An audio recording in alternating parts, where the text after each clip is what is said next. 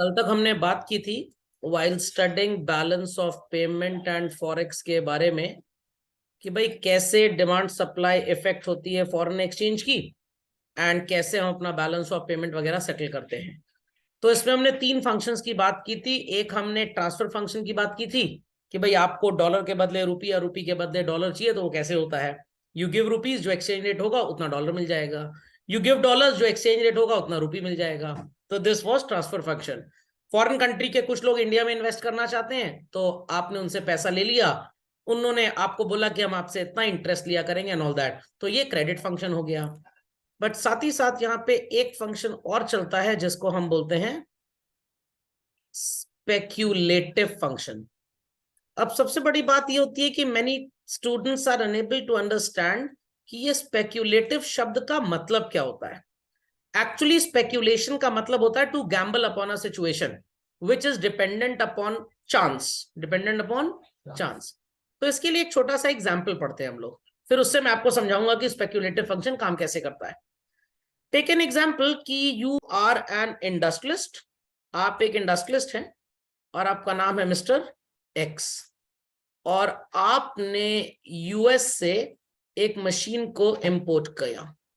और जब आपने यूएस से मशीन को इंपोर्ट किया चिल्ड्रन, तो फ्री में तो मिलेगी नहीं।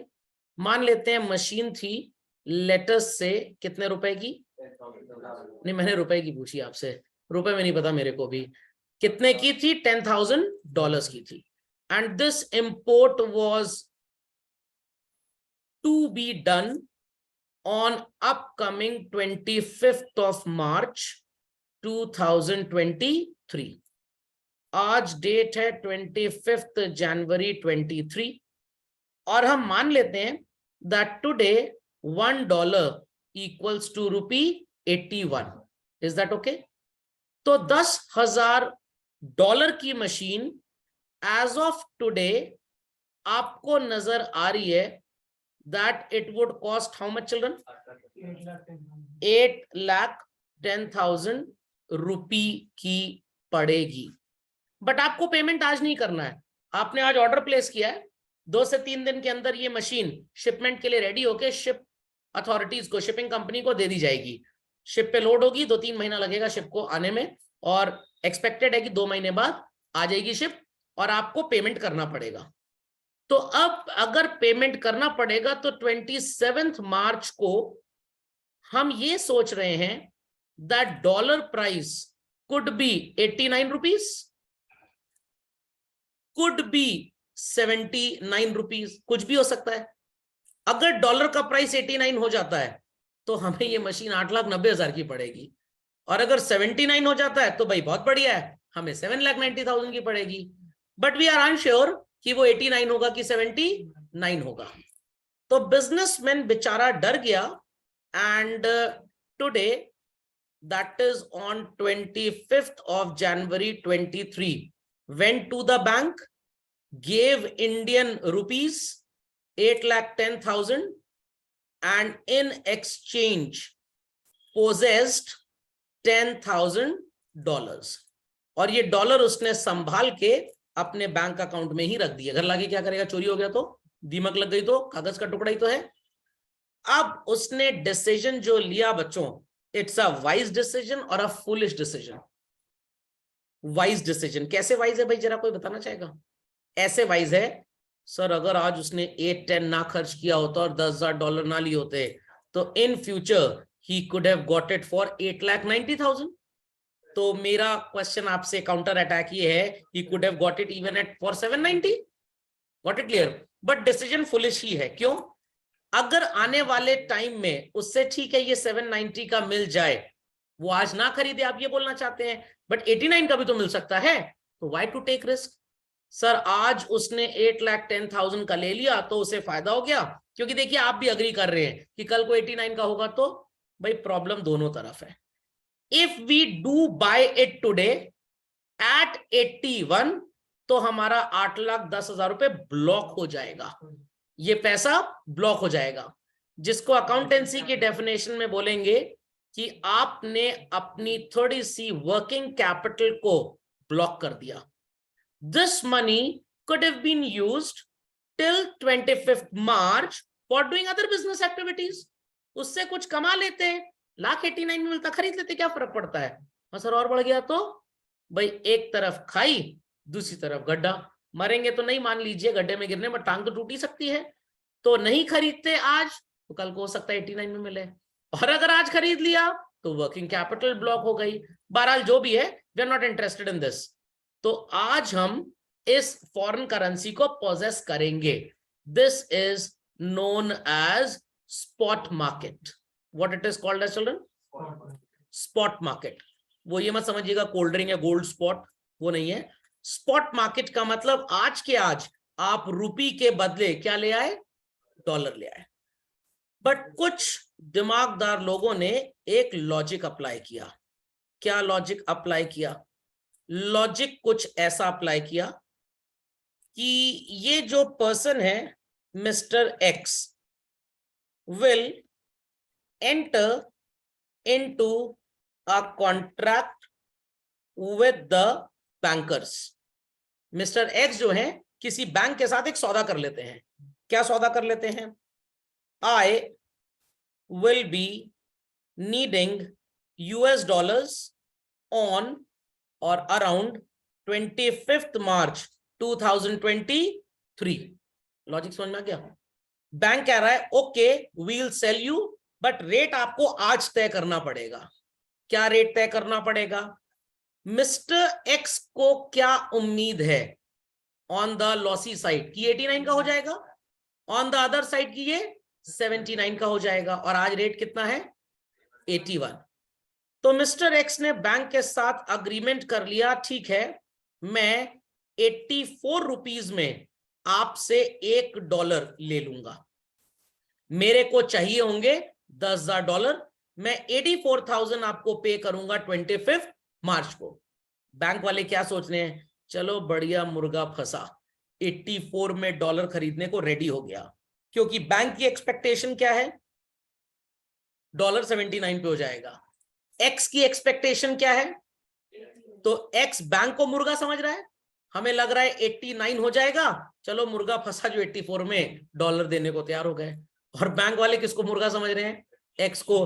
वी आर एक्सपेक्टिंग कि 79 रेट होगा, चलो 84 में कोई मुर्गा फंसा, let's see who becomes the ultimate मुर्गा। अंडरस्टैंडिंग और नॉट? सो अब इन्होंने कॉन्ट्रैक्ट कर लिया कि हम एक आपके साथ कॉन्ट्रैक्ट ये कर रहे हैं कि भाई $10,000 हमको आप 8,40,000 के भाव से दे दोगे। बट बैंक कह रहा है मिस्टर एक्स तुम कोई हरिश्चंद्र के परिवार के तो हो नहीं, ना तुम्हारा मनमोहन सिंह जी से कोई कनेक्शन है, साफ सुथरे प्योर लोग हिंदुस्तान में कम है, तो तुम भाग भी तो सकते हो।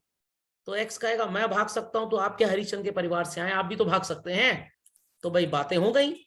तो फिर अल्टीमेटली बीच में कुदाया गया इन चाचू को, ये बनाएंगे रूल्स एंड रेगुलेशंस इस बाजार के। तो mister x will visit so called a broker named as BX, and bankers will also visit a broker named as BB, broker of banker, broker of X, जहां पे फॉर एग्जाम्पल 10% पैसा दोनों लोग जमा कराएंगे, क्योंकि कोई भी भाग सकता है ना, तो एटलीस्ट सिक्योरिटी जमा करो। तो 8,10,000 का 10% कितना होता है चिल्ड्रन? 84,000 मिस्टर एक्स अपने ब्रोकर को जमा कराएंगे और 84,000 बैंक अपने ब्रोकर को जमा कराएगा।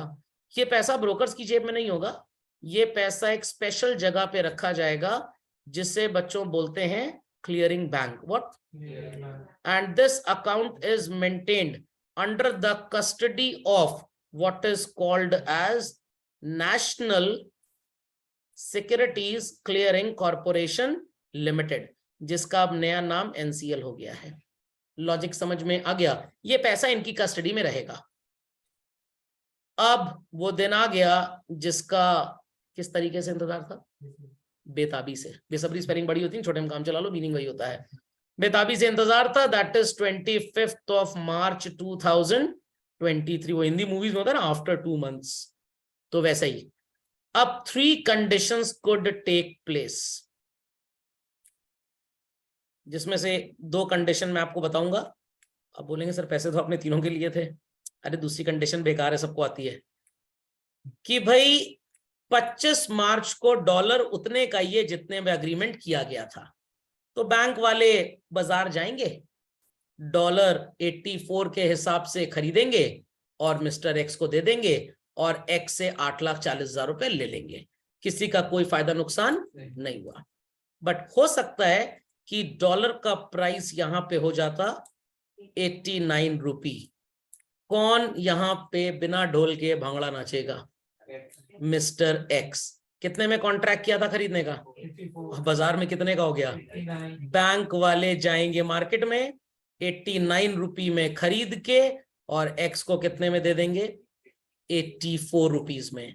कितना सस्ता मिल गया एक्स को? 5 रुपए। और 10,000 डॉलर कितने सस्ते मिल गए? 50,000 रुपए। तो एक्स का यहां पे गेन हो गया। डेफिनेटली लॉस किसका हुआ? बैंक का। समझ में आ गया? अब आप बोलेंगे सर क्या एक्स बैंक के साथ ही कॉन्ट्रैक्ट करेगा? भाई ओरिजिनली तो बैंक को ही परमिशन थी, रियलिटी में बैंक में ये काम नहीं करते। एक्स वाई के साथ कॉन्ट्रैक्ट करेगा, वाई एक्स के साथ करेगा, ठीक है। बट ये भी हो सकता है कि 25 मार्च को चल रहे सो कॉल्ड ये हो जाए 79 रुपी का $1। तो अब बैंक वाले भांगड़ा करेंगे। बैंक वाले बाजार जाएंगे, 79 में डॉलर खरीदेंगे और एक्स को कितने में चिपकाएंगे? 84 में। सर एक्स भाग नहीं सकता, इसकी सिक्योरिटी जब्त हो जाएगी। सर मान लीजिए लॉस इससे भी ज्यादा होता है, वो भाग जाए। मैंने तो आपको एक अमाउंट बताया ना लॉस का। विद इन दीज 2 मंथ्स हर दिन प्रॉफिट लॉस कैलकुलेट होगा। मार्केट अगर नीचे गिरता जाएगा और लॉस होता जाएगा तो एक्स से एनएससीसीएल पैसा मंगवाता जाएगा बेसिकली। तो भागने की उम्मीद तो 0 है। What it? तो यहां पे अल्टीमेटली बैंक को हो गया 5 रुपए का फायदा। तो अब किसका गेन हुआ चिल्ड्रन? बैंकर का। कितने रुपए का? 50,000 का। और लॉस किसका हुआ? एक्स का। भाई बिजनेस है, कभी प्रॉफिट है कभी लॉस है। तो एक्स ने अपने पापा से बोला हम लोग फालतू में ही फैक्ट्री वैक्ट्री लगा के बैठे हैं, अरे भाड़ में गई फैक्ट्री, यही काम चालू कर देते हैं, यही काम चालू कर देते हैं। और इसे हम बोलते हैं the business of what is called as children currency derivatives. जो मैथ्स वाले हैं वो टेंशन ना लें, वो मैथ्स का डेरिवेटिव दूसरा होता है। हाँ, ये जो कैलकुलेशन मैं कर रहा हूं 84 का होगा, इसका एक कैलकुलेशन का तरीका होता है, ये वो मैथ्स का डेरिवेटिव ही इस्तेमाल करते हुए कैलकुलेट किया जाता है। तो this type of market is called as children futures market. हम आज सौदा करते हैं उन चीजों के ऊपर जिसका एक्सचेंज हम कुछ समय के बाद करेंगे। समझ में आया कि नहीं? तो ये सिचुएशन पहले तो सिर्फ भाई इन इंपोर्टर्स और एक्सपोर्टर्स को ही फायदा देती थी, बट जब सोचा गया कि भाई ढेर सारे लोग क्रिकेट खेलते हैं, आपके दादाजी के जमाने में क्रिकेट टीवी पे देखना भी एक अजूबा था, टीवी उतना फेमिलियर नहीं था। पापा के टाइम पे क्रिकेट एक स्पोर्ट बना और हमारे आपके समय में क्रिकेट एक बिजनेस बन गया। तो कुछ लोग क्रिकेट में खेलते हैं, कुछ लोग क्रिकेट पे खेलते हैं। यहां धोनी जी ने 6 लगाया, बताओ अगली बॉल पे 4 बनेगा 6 बनेगा? 4 बना तो मैं 100 दूंगा, 6 बना तो तू मेरे को 100 देना। तो पीपल स्टार्टेड गैम्बलिंग। तो सरकार ने सोचा है लोग तो बड़े बदतमीज टाइप के, सुधरेंगे तो है नहीं, चलो आईपीएल चला देते हैं, प्लेयर्स को खरीदा बेचा जाएगा और कुछ लोग वहीं बैठ के अपना गैम्बल कर लेंगे। अंडरस्टैंडिंग और नॉट? तो यू वेंट टू स्कूल, 99% बच्चों का इंटरेस्ट होता है, आज मैम आएंगी, आज सर आएंगे, आज ये पढ़ाएंगे, हमको ये पूछना है। और 1% नालायक कैसे होते हैं, आज सर कौन से कलर की शर्ट और स्वेटर और टाई पहन के आएंगे? कोई कह रहा है ब्लू, कोई कह रहा है ब्लैक। चलो अच्छा ब्लू पहन के आए तो मैं 100 दूंगा, नहीं पहन के तुम मेरे को 100 देना। तो ये गैम्बल करने लग गए बच्चे। टीचर को जब पता लगा खूब मार मारी, और जब ये चीजें चलने लग गई बच्चे सुधर ही नहीं रहे। बोर्ड वाले कहेंगे लीगल स्टडीज, सेशन स्टडीज तो सब्जेक्ट आया, अब गैम्बलिंग स्टडीज एक चालू करो, जहां पे बच्चों को ये सिखाया जाएगा कि गैम्बल करना अच्छी बात नहीं है। सिखाया तो जा रहा था गैम्बल करना अच्छी बात नहीं है, बट उन्होंने अपने मतलब की चीजें निकाली और they started gambling.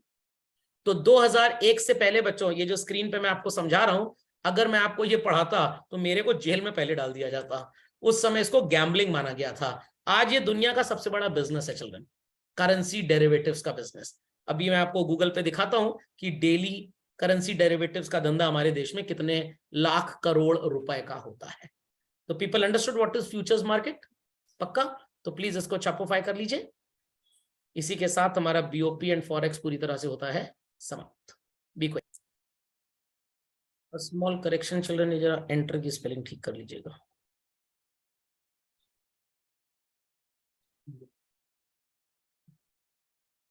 Any queries to anybody? I would like to pause you for a minute. आपको यहाँ पे नजर आ रहा होगा एनएससी का करेंसी डेरिवेटिव्स का average daily turnover children, how much is it? 1,45,618 rupees नहीं है, करोड़ है। 1.5 लाख करोड़ का बिजनेस डेली होता है इंडिया में, 1.5 लाख करोड़। ये सिर्फ नेशनल स्टॉक एक्सचेंज का है। बीएससी का भी अगर देख लिया जाए तो लोग कहेंगे सर बीएससी का कितना होगा, देख लेते हैं। बॉम्बे स्टॉक एक्सचेंज का 22-23 का डेटा यहाँ पे है नहीं, इनका थोड़ा कम होता है क्योंकि ये उतना स्पेशलाइज नहीं करते, शायद इनकी पूरी वेबसाइट पे हमें ठीक से मिल जाए। हाँ 22-23 का टोटल टर्नओवर दिया है एवरेज डेली, हाँ इनका भी वही 1,66,000 करोड़, दोनों मिला ले तो 3 लाख करोड़ का धंधा है डेली का। और ये मार्केट चलती है सवेरे से लेकर 24 घंटे वाली मार्केट नहीं है, 7-8 घंटे वाली मार्केट है बस। 3 लाख करोड़ रुपीस, समझ में आ गया। और जब हमारी कंट्री में इस मार्केट में पार्टिसिपेंट आधे % से भी कम है, आधे % से भी, और यूएस में तो 25 से 30% लोग हैं, तब भी वहां पे इतना बड़ा मार्केट टर्नओवर नहीं है। तो लोगों को बातें समझ में आ गई क्यों हर देश हिंदुस्तान के साथ दोस्ती करना चाहता है, क्योंकि हमारे यहाँ ढेर सारे किस तरह के कस्टमर हैं, लालची कस्टमर। पापा मम्मी स्पाउस छोड़ के हर चीज 2-3 चाहिए उनको, चाहे मोबाइल फोन हो, चाहे गाड़ी हो, चाहे कोई भी हो।